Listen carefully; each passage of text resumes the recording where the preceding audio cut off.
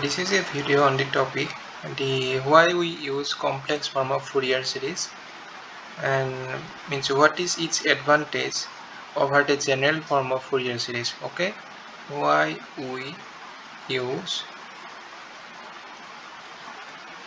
complex form of Fourier series. So if fx is a function of x, then we write this Fourier series in complex form of this function, and from minus infinity to infinity Cn, that is the Fourier coefficient in complex form I and x. Okay, and this Fourier coefficient is represented by 1 by 2 pi integration 0 to 2 pi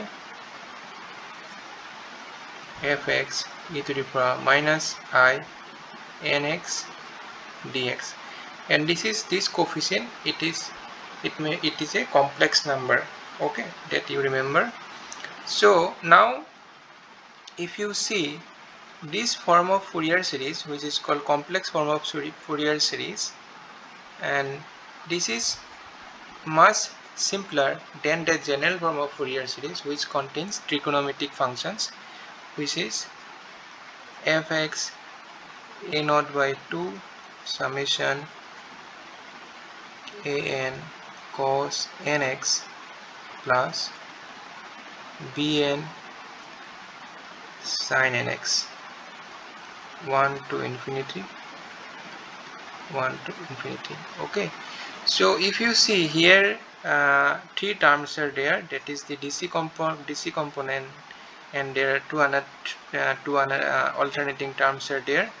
So, and there are three expression for the Fourier coefficients an, bn, and a naught, an, and bn. Okay, so what are those? 1 by pi integration 0 to twice pi fx dx, 1 by pi integration 0 to twice pi fx cos nx dx, and this one 1 by pi integration 0 to twice pi fx sin nx dx.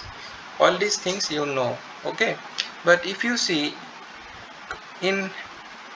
instead of calculating three coefficients, Fourier coefficients, here only we have to calculate one Fourier coefficient, and this equation is much simpler than this equation. Okay, so means this equation is much simpler for its manipulation, for its finding Fourier series of any function, if we use this equation.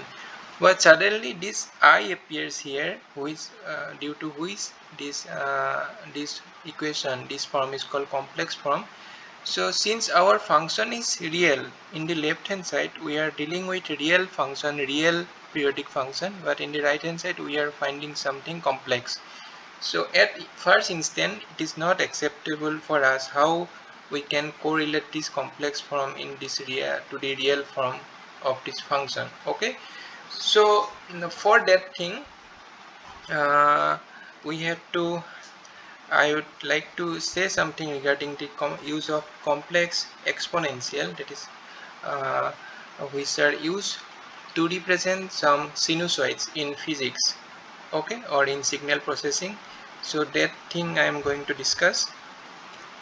So after that I will come to this point again. Okay, from means how it can be justified that this real function, which is expressed in terms of some complex function, that I will come again.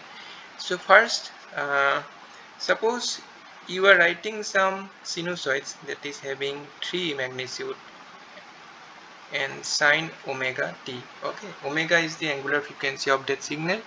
So instead of writing this signal in terms of this sinusoid, we can also write this like this: 3 e to the power I omega t. Okay, so suppose you have been given another signal 4 cos omega t, and that also you can write that is 4I omega t.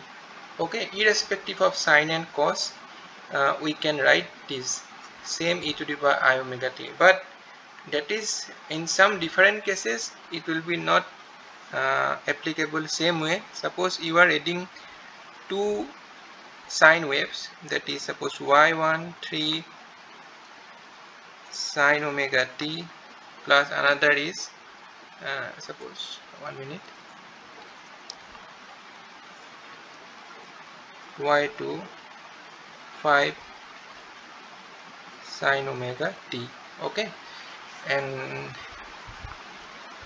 so there when we add, so here for this both two we can use, for here e to the power I omega t, for here it is 5 e to the power I omega t. Okay, so but if we would have used instead of 5 sine omega t here suppose 5 cos omega t, then in that case we cannot use 5 e to the power I omega t. Okay, so in that case what we'll write uh, it is nothing but 5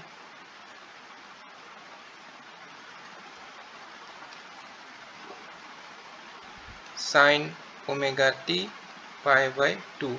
So in that case we will write 5 e to the power I omega t plus pi by 2, because we know cos theta or cos is pi by 2 ahead, phase ahead of the sine theta. So if our initial sinusoids initial function, one of that is sine and another is cos, then we will use like this way. Okay, but both function is sine omega t, then we will use that e I omega t for that. Again, if our both function would have been cos omega t, and here also it is cos omega t, then in that case we can directly use 5 I omega t here. Means what I am saying that for cos omega t also you can write this magnitude into e to the power omega t, and for sine also. But if you are adding some cosine function along with some sine function, then we cannot directly use this one. We have to write this exponential, complex exponential like this way. That is the thing. Okay, so now this is not our main point. What where we were discussing that when we use this complex exponential instead of sinusoids, then the manipulation of these signals becomes easier. How? We'll use some example again. I hope this part is clear. So we'll use some other example. Suppose one sinusoid is given, a sine omega t phi 1, that phi 1 is the uh, phase offset. Okay, and another is given b sine omega t phi 2. Since both signals are sine functions, so here instead of that we can use y a omega t plus phi 1 b omega t plus phi 2. Okay, now you if you have been asked to superimpose these two waves, then how we will do? We will do y1 plus y2, and we will do a sine omega t phi 1 plus b sine omega t plus phi 2. So here we have to do some calculations, then we have to use that relation, that sine a plus b, that things. So after some calculation we have some expression. Okay, but this process of dealing with trigonometric function for the superimposing of two waves, it is little bit lengthy. But if we will use this expression, this complex expressions, complex exponential, then if you superimpose, then see what will happen. A e to the power I omega t plus phi 1 plus b e to the power I omega t plus phi 2. Okay, so we can take I omega t a I phi 1 plus b I phi 2. Okay, so this term, if you see, this t is involved here, and this is called the phasor. Okay, so if you want to find the magnitude of this resultant signal, you can use that complex plane. In complex plane you can draw that one. For a, suppose it is imaginary, it is real. Okay, for this term it will be suppose a this one, and for this part it will be suppose like this. Okay, so what will be the resultant vector? It will be like this. So using the parallelogram theorem, we can obtain this magnitude of this one, that a plus b, that one, and we can finally find the magnitude of this signal. Suppose it will be become c, that is the magnitude. Okay, and e to the power I omega t plus, along with the magnitude we will also get the phase of that resultant one, that will be suppose f phi 3. Okay, but here in 3 steps we have seen that the frequency, angular frequency of the resultant wave will be omega. There will be no any sense, but here we have to do many steps to know what will be the resultant frequency, or what will be the resultant phase offset of the resultant signal. Okay, so now point is that when we use this exponential, complex exponential instead of sinusoids, then our manipulation of these signals become easier. But point is that if you use this complex exponential to represent some real signals, these are real signals, so how it will be justified? Okay, for that, see, after doing this all manipulation, we will again convert this expression to sine theta and cos theta using Euler relation. So what was the Euler relation? I omega t cos omega t plus I sine omega t. Okay, so after that, if we would have if we took suppose uh, this one here, in place of sine function we took the exponential function, complex exponential. So when we'll convert this exponential to this trigonometric function using Euler formula, then we'll take this imaginary part, because in this imaginary part sine omega t is there. Okay, so this imaginary part means this is the real value. Okay, so that way we'll take the real value out of this complex exponential.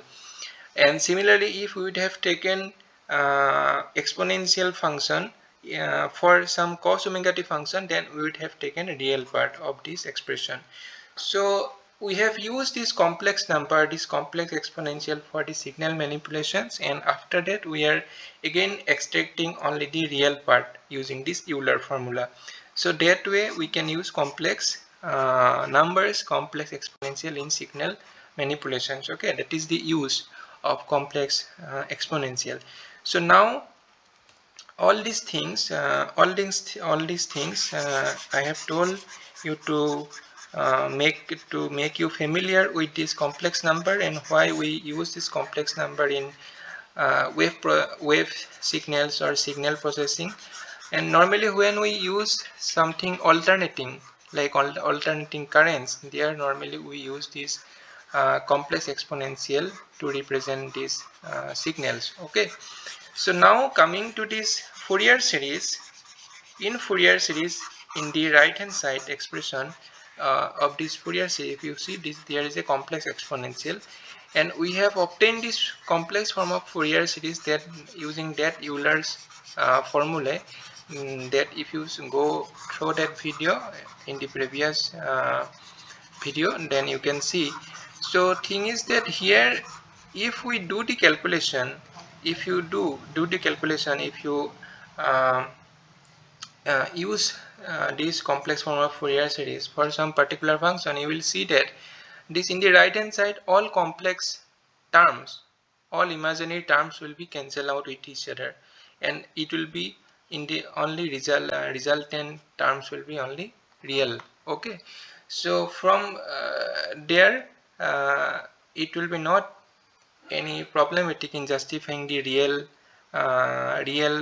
uh, functions, why we use complex number in real functions. Okay, and but while we use this complex exponential in place of this cos theta and sin theta, it will make this this use of this Fourier series expression uh, easier for its application. Okay, that is the point.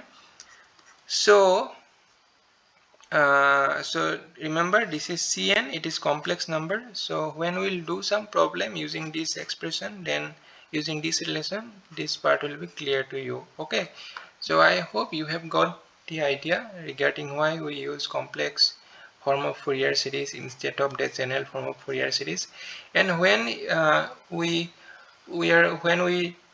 discuss about the we'll discuss about the Fourier transform, there you will see that this complex form of Fourier series is much useful there. Okay, you can also obtain that Fourier series relation from this expression, but if you start with this complex form, then it will be very much easier to obtain that Fourier transform relation. Okay, so Fourier transform, when we convert some time domain signal to frequency domain signal, we have to do some transform. That transform is called Fourier transform. Another transform is their Laplace transforms also. So in the later videos we will discuss that thing. Okay, so thank you very much. So if you are any trouble in understanding all these things and what we discussed today, you can ask me in the comment section. Thank you very much.